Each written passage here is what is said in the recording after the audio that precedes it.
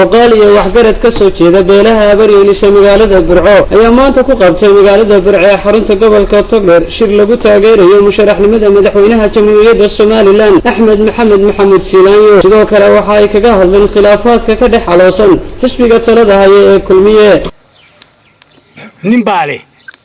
نمبا اسكالي نمبا كتابعي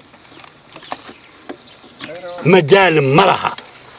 لغو ودا هادلي مايو markii taa tahay xisbiga u cud la yiraahdo in cali waraabaale waa la isugu yimid oo laga furi kari waayay kana waa la mid siyaayas kale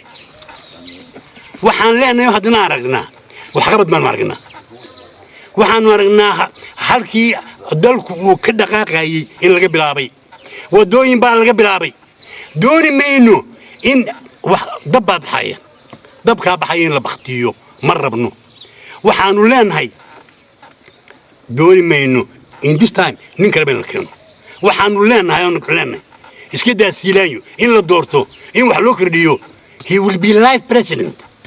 waxaan doonaynaa inuu noloshiisa madaxweynaha hada way waxba noo qabanaya dawladda jirta waxa la kulmatay waqti horumarinta dalka ay gaadhisay ama nabadgelyadu taam noqonaysay ama ixtiraafkii bal raadinayo waa ogtiina wadanka waxa ka socda mashaariic aad u fara badan oo jidada waxa ka socda waxbarashadii waxa ka socda caafimaadkii waxa ka socda mataqaanaa in ixtiraaf raadintii waxa ka socda aqoontii iyo jaamacadii oo meel walba magaalo walba ay ka furan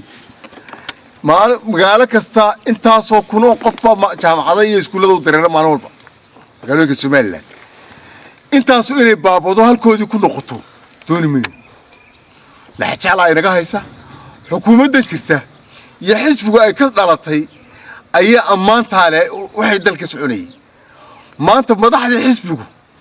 شالتوا هالكي كفاني لهاين قولي هيجي معارض كا أما يمكن معارض كا وكفاني لهاين أورا الله هو حسن وقبلني شام عدا سنور قلني ودوين كسنور قلني أي شالت لهاين ما أنت حتى نروح إني كوري ما تانو أي دو دواء قوضو صبح هالك بني واحد الله إنه نوفران واحد الله إنه هرمين دلك جارسيان waxaanu jecelahay in اعتراaf gaarsiiyaan cidii maanta xumeynaysa ee ka hor imanaysa tadawurka aadka u dheerinaya ee ku socoto xukuumadda imika jirta ama xisbigooda ha ahaato ama ha ahaato cid kale dawladda ka timaada to wax weyn dan nooma waan ku soo jeesanay shirkaraad aan ku qabanay geedkan hoostiisa waxaanu ka hadlaynaa ujeedada aanu ka hadlaynaana waxay ku salaysan tahay waxyaalaha hadiya jareemka ka soo baxaya hargeysa waaqaca siyaasadeed xusbigii xukuumiga ee kulmiye ka soo baxaya gudihiisa taasoo aanu ka baqayno in nabadgelyo xumo ay dalka iyo dadkaba u keento maadaama madaxdii xusbigu ee soo jireenka ahaa ay maxay tahay hadaf khilaaf iyo maxay tahay kala duwan uu ka soo baxay sidaa darteed waxaanu xusbiga ugu baaqaynaa madaxdiisa kala duwan ee midba wuxuu nooc kasta ha ahaadee wixii xusbigu shuruuc buu leeyahay qorshuu leeyahay xeer baa leedihiin yaanu u soo bixin dadka shacabka soo dhex gaadhin aad baanu uga naxnay waanaanu ka xunnay waxaanaanu leenahay shuruuc buu leeyahay xisbigu distoorkii Soomaalilandna waa qoran oo dawlad baynu nahay maanta beelaha waynu ka gudubnay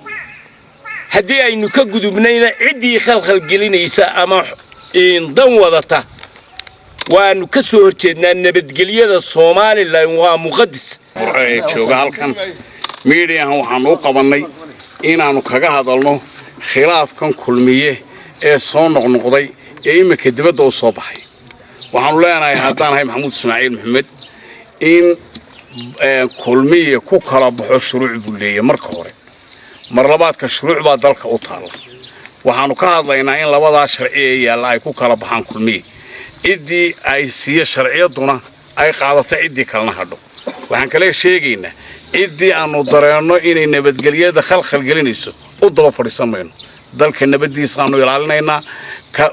ciddii ku soo duushaanu ka qabanaynaa cidda dhexdeena ee wax ka wadaanu ka qabanaynaa ku soo wada duuba waxaa maalmihii u dambeeyey soo noqnoqonayay khilaafaad hareeyey xisbiga talada haya ee kulmiye taasoo qaybisay laba qaybood lama garanayo halka ay ku saldhigan doonto khilaafaadkani waa Khadar Cabdirasaaq Suleybaan shabakada caalamiga ee Hadwanaag News magaalada Burco